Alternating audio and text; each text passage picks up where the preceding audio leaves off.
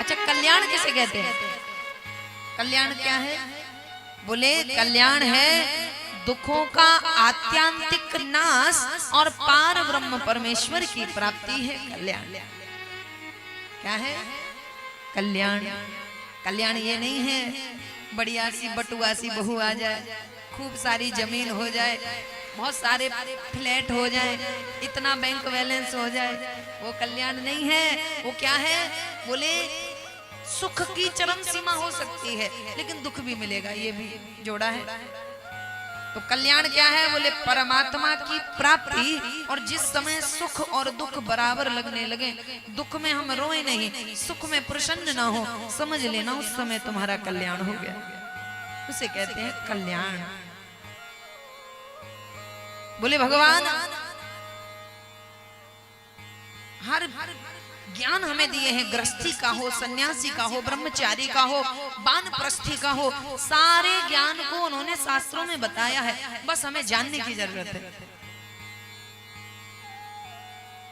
यदि हम ध्यान नहीं देंगे तो फिर बोले भगवान कह रहे हैं श्रुति स्मृति ममेवाज्ञा तान उल्लंघ प्रवर्तते आज्ञा छेदी मम द्वेषी मद्भक्तोऽपि न वैष्णव।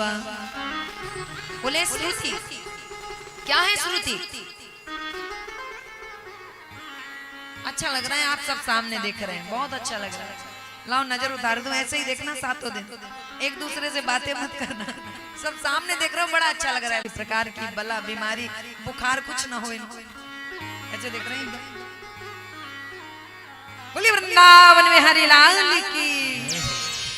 ऐसा उत्साह देखकर मुझे भी उत्साह आ रहा है अंदर से।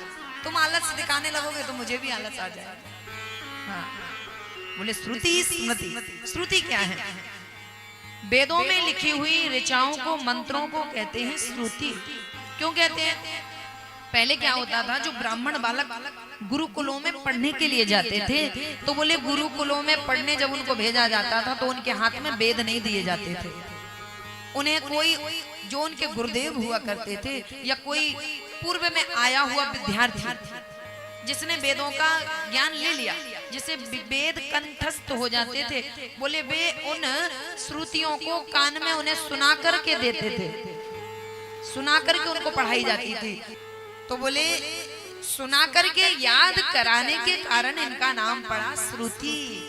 और स्मृति क्या है? बोले जब ऋषि मुनियों ने ध्यान में भगवान की लीलाओं का स्मरण किया और लीलाओं का स्मरण करके उनके ध्यान में भगवान की जो लीलाएं आई स्मरण में, तो उन्होंने उसका नाम रख दिया स्मृति। याद आई तो उन्होंने लिख दिया, नाम पड़ा स्मृति।